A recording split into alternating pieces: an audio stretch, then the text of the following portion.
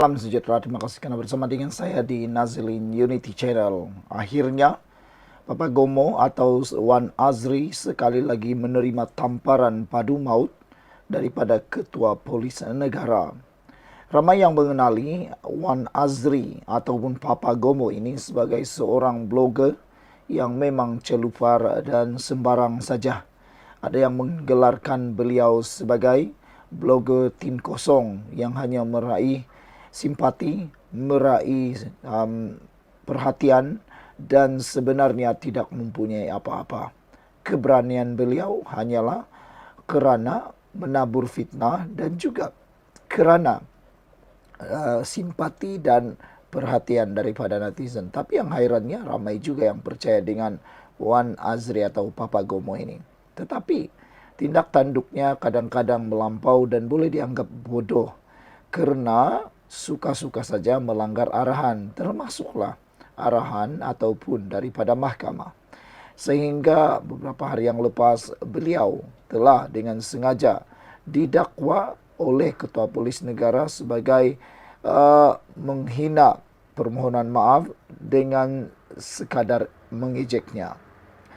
Ketua Polis Negara hari ini sekali lagi peroleh kebenaran mula prosiding komital ketiga terhadap Wan Azri. Rezaruddin Hussein berkata penulis blog itu beri gambaran seolah-olah berjaya perdayakan mahkamah menerusi permohonan maafnya pada 30 April. Mahkamah Tinggi Kuala Lumpur membenarkan permohonan Ketua Polis Negara Rezaruddin Hussein memulakan prosiding komital ketiga terhadap penulis blog Wan Muhammad Azri Wan Deris kerana melanggar syarat permohonan maaf diperintahkan mahkamah.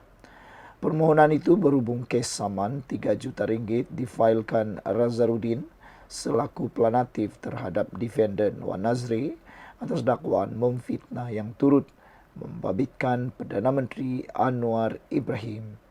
Pesuruhjaya Kehakiman Gan Tae Cheong membuat keputusan itu selepas mendengar hujah peguam Ra'am Kumar yang mewakili Rezaruddin pada pendengaran permohonan ex parte sebelah pihak. Pendengaran interparti bagi perintah komital ditetapkan pada 30 Jun dan kehadiran defendant adalah diwajibkan katanya. Pada 9 Mei, Gan menetapkan tarikh sama iaitu 30 Jun untuk pendengaran permohonan komital kedua selepas membenarkan permohonan Rezaruddin untuk memulakan prosiding komital itu terhadap Wan Azri kerana melanggar syarat permohonan maaf diperintahkan mahkamah pada 30 April.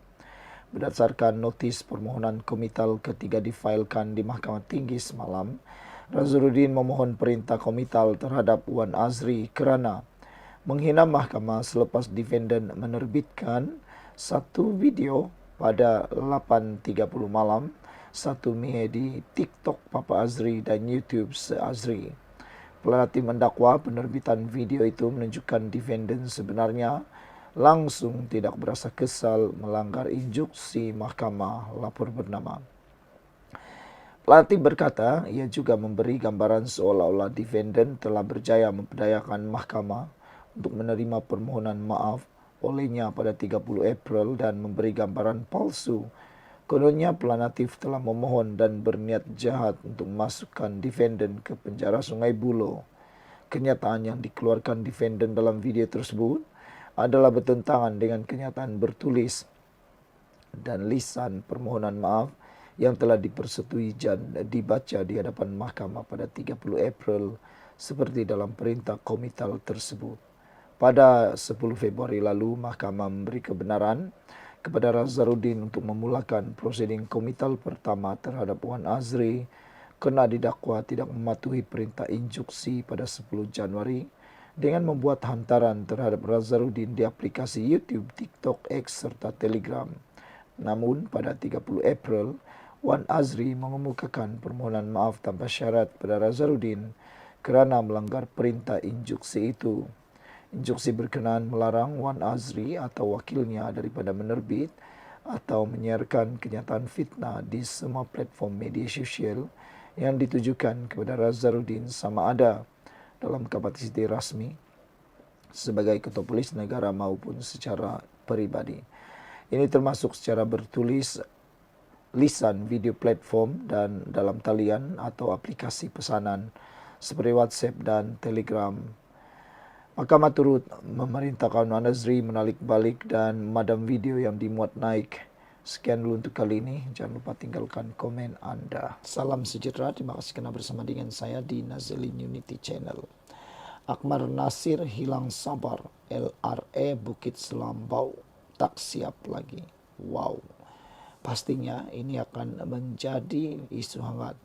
Pastinya isu ini akan menjadi pukulan padu maut kepada kepimpinan Kedah, khususnya siapa lagi kalau bukan menteri besar mereka, yaitu Sanusi Madnor. Akmal Nasir akhirnya hilang sabar berkait dengan LRA Bukit Selambau yang tak siap-siap lagi. Projek Loji Rawatan Air LRA Bukit Selambau Kedah yang sepatutnya siap tahun ini langsung tidak menunjukkan sebarang perkembangan sejak lawatan terakhir Timbalan Menteri Peralihan Tenaga dan Transformasi Air Akmal Nasrullah Muhammad Nasir pada Jun tahun lalu. Dalam lawatan tahun lalu, Akmal meluahkan rasa tidak puas hati terhadap kelewatan projek, terutamanya kerana pam utama untuk loji masih belum ditempah, yang dijangka mengambil masa 6 bulan untuk penghantaran. Beliau menegur pihak kontraktor dan exco negeri secara terbuka, menekankan bahawa kelewatan ini boleh memburukkan lagi masalah bekalan air di Kedah. Terbaru dalam lawatan ke tapak LRA tersebut baru-baru ini, Akmal menyatakan kekecewaan. Berikutan tiada perkembangan baru seperti yang dijanjikan pihak kontraktor. Kata beliau, saya kena tipu lagi. Saya kena tipu lagi kah? Dulu janji siap April, sekarang tambah masa EOT sampai November 2025. Menteri Besar pula keluar kenyataan siap tahun 2026.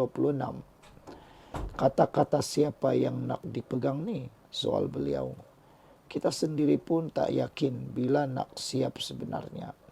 Yang terus tak ada air, rakyat Kedah, ujarnya lagi. Dalam video lawatan itu, Akmal menegaskan beberapa perkara termasuk janji pihak kontraktor dan exco negeri untuk memberi komitmen menyelesaikan projek berkenaan. Beliau tidak menolak kemungkinan projek rawatan air untuk rakyat Kedah tidak dapat disiapkan tahun ini.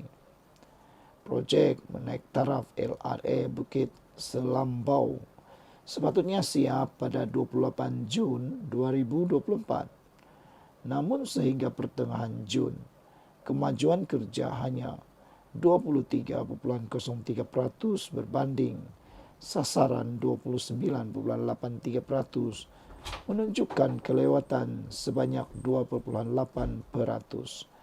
Akmal menyatakan kebimbangan bahawa projek ini mungkin tidak dapat disiapkan menjelang akhir tahun.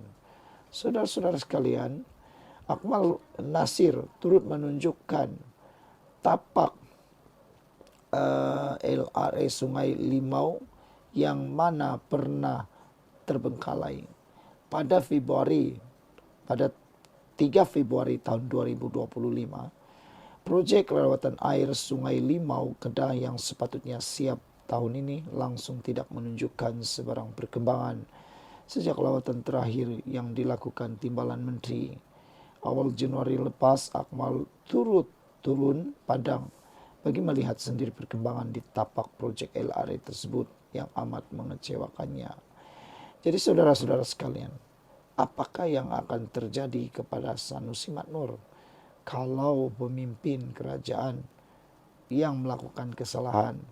Pasti pembangkang melalui walaun dan pemimpinnya akan bising. Bagaimana pula dengan negeri Perikatan Nasional ini? 4 negeri Perikatan Nasional yang dipimpin Perikatan Nasional seringkali gagal di dalam melaksanakan proyek-proyek tertentu. Bayangkan kalau proyek negeri pun susah mau dilaksanakan. Apa pula nasib jika proyek kerajaan ataupun kerajaan pusat yang mereka laksanakan. Itulah menjadi persoalan besar dalam kalangan netizen. Sekian dulu untuk kali ini. Jangan lupa tinggalkan komen Anda.